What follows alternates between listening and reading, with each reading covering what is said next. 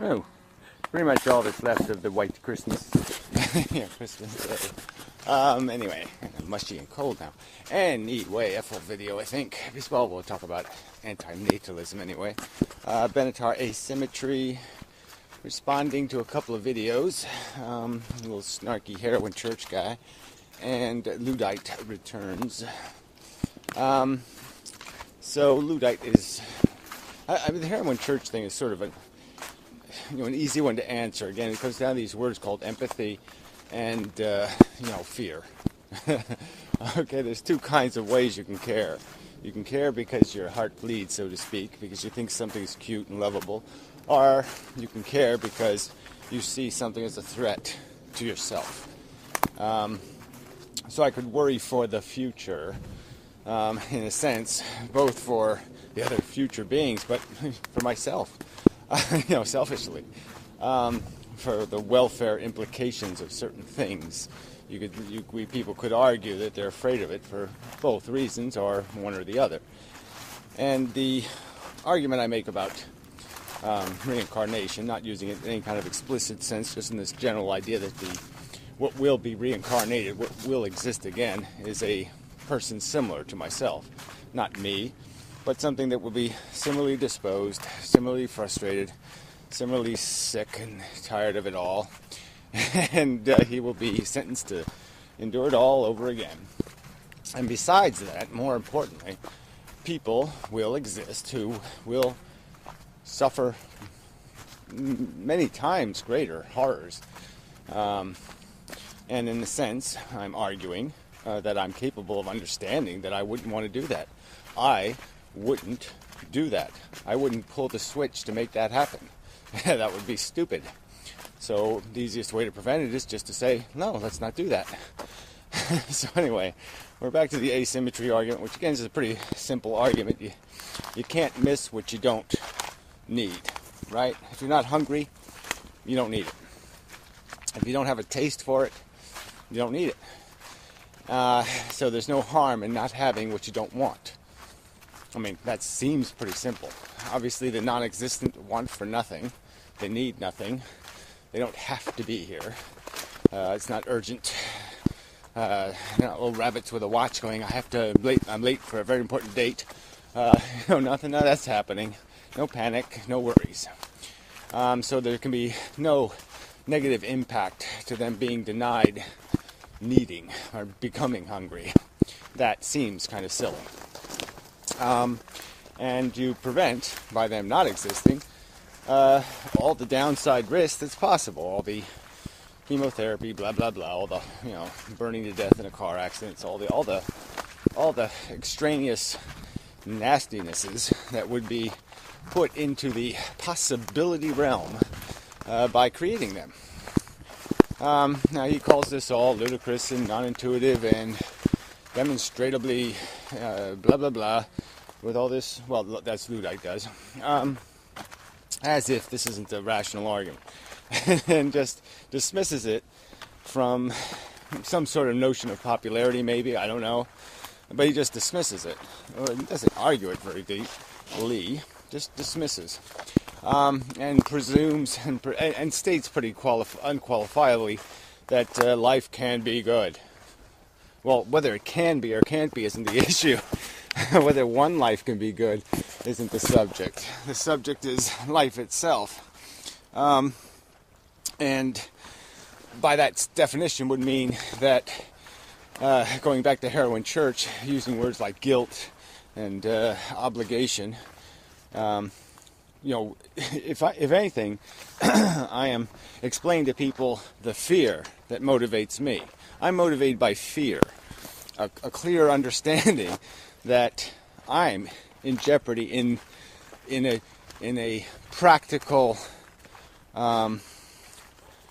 substance sense. The substance of me is in jeopardy. The substance of a thing that might be called a me is at jeopardy.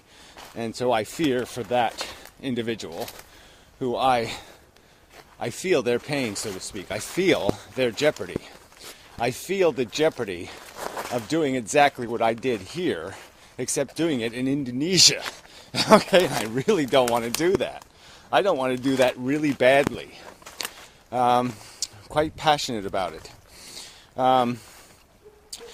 So Luddite goes a step further in terms of being insulting and petty. Apparently that's the new philosophical, college-educated approach, is to just be a petty, insulting jerk.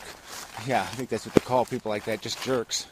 Implying the motive is like we're somehow, he doesn't use this metaphor, but it's the metaphor that came to mind, that somehow we're like Khan in the Wrath of Khan, and we're just sitting there looking for an excuse to blow it all up because we're mad that we lost.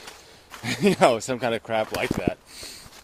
And that's just fine. Go ahead and do that. It's your right to psychoanalyze other people, but I can just watch you chain smoke, make some cliche, judgments, and dismiss you.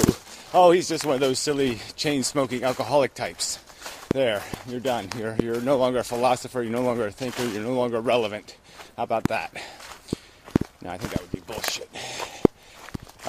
Anyway,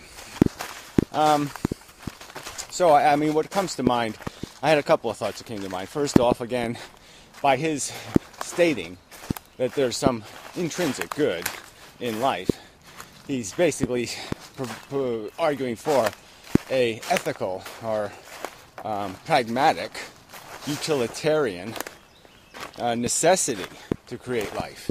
Not only that you would be if it's an intrinsic good, who are we not to create good, right? You would be diminishing the universe by denying it goodness, by doing anything to suppress more creation of more good. So it wouldn't even be that whether you should have the right to procreate, you would have an obligation to do so. Yeah, doesn't that sound like a religion? But anyway, go forth and multiply, or else we'll put you in jail for not doing the good thing, not making good. Yeah. So again, this whole idea that there can't be any kind of need without a hunger, that you could somehow find music beautiful if you didn't have a taste for it, if there wasn't something about it that was pulling at some need strings inside of you, I think it's just nonsense. It seems it's clear the hunger must come first, and the hunger is not needed. It's not necessary. So anyway, so you can also, I was metaphoring this like nuclear power again, and I'm saying, look, we know this is an analytical question on different levels. The first level, what's the raw value thing? And the other level is this ethical question. And it's hard to even draw the line between these two. Like, say, if you had a nuclear power plant dilemma, so you're going to decide, whether there will be a nuclear power plant in a certain location. And what's going to be figured into that calculation is what's the risk of disaster, what's the need for the benefit, like how valuable is this electricity, how necessary is it, how much of it's being wasted already, how abundant is it, and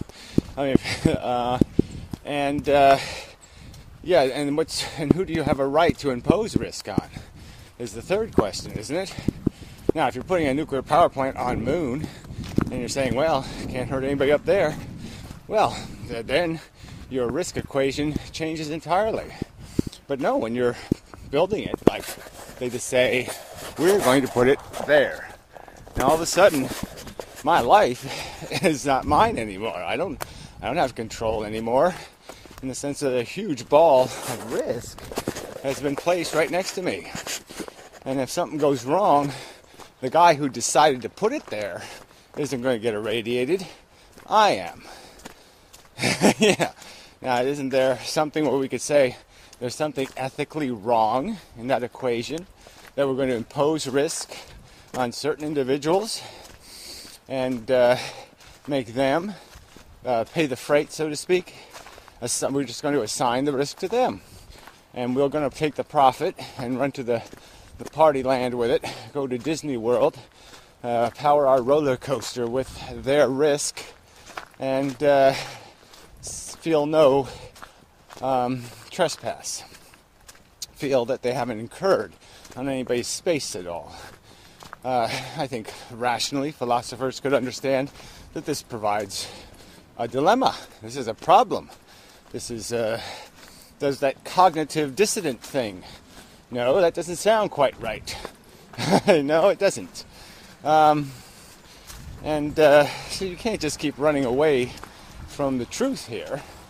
That life isn't some bag where everybody gets the same device, the same piece of the same prize. Santa doesn't deliver the same gifts.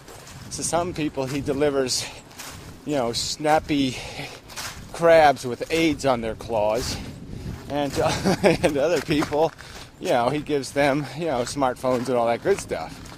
So, until you fix that inequity of distribution, you have a dilemma. You have a problem in validating the idea of Santa Claus. And you can't just keep running from it. You have to deal with it.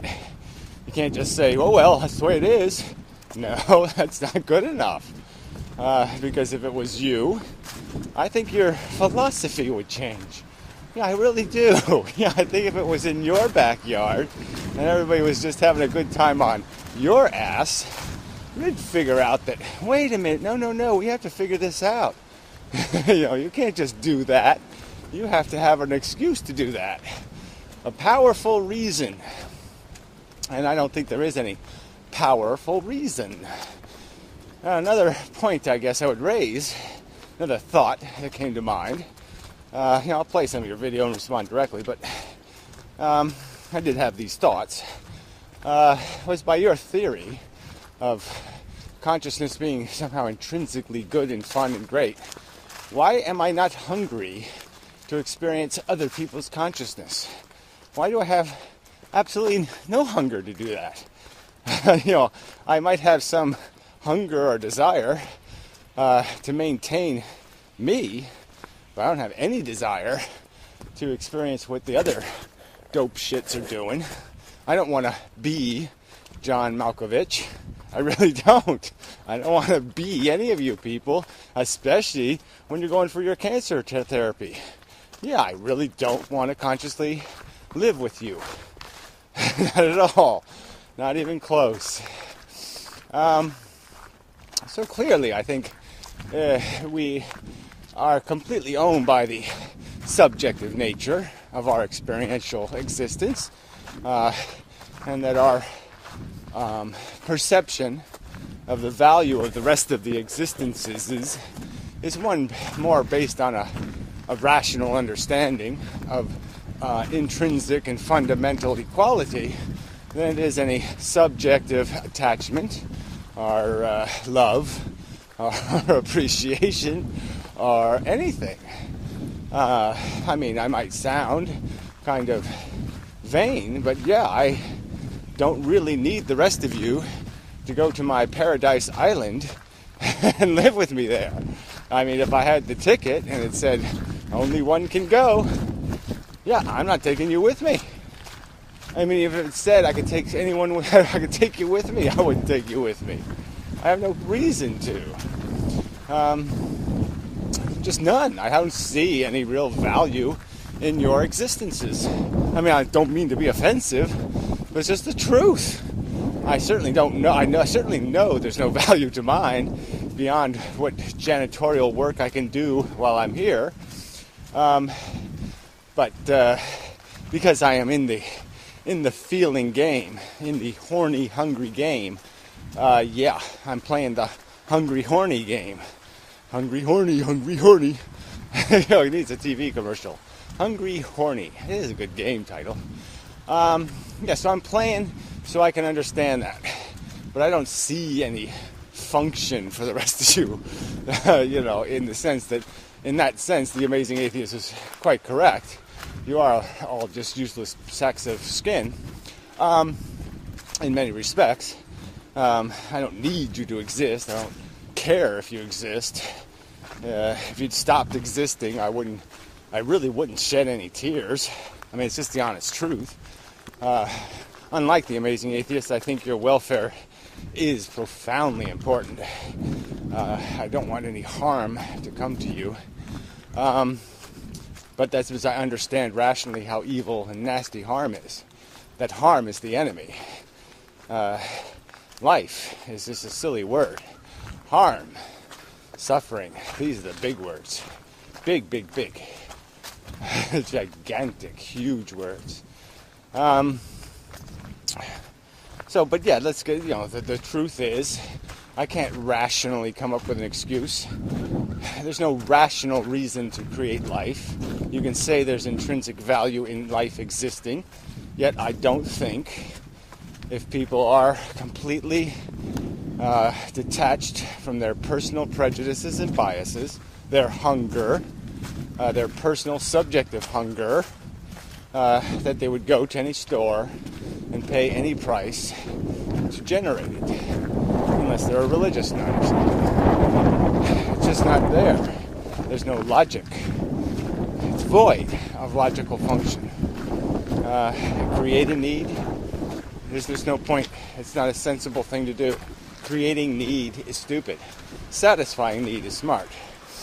So what's being argued here is some people need these nuclear power plants, so to speak. And the argument being made is they're too risky. We can't distribute the risk in any fair manner. And so, therefore, need something else. It's that simple. Find something else to need and need it. Because needing nuclear power plants can't really be realistically satisfied. Because, we can't make it make sense. We can't make it make sense economically because of the expense of disaster and the inequity of the distribution of disaster. So we can't play it. And what I'm saying is I think a rational person can dissect life and draw similar conclusions. Risk can't be equitably distributed. There's no consignment. No one accepts it. No one agrees to the terms of service. So they can't be imposed. And you just rationally can't justify it because it has even less urgency in terms of satisfying some function than nuclear power.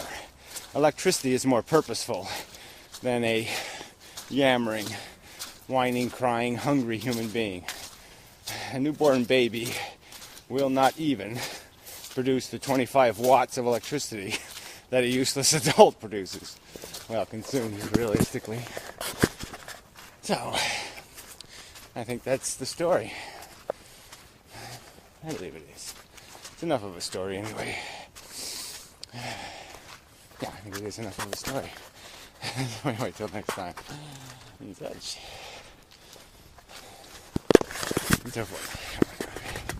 My hand is cold again.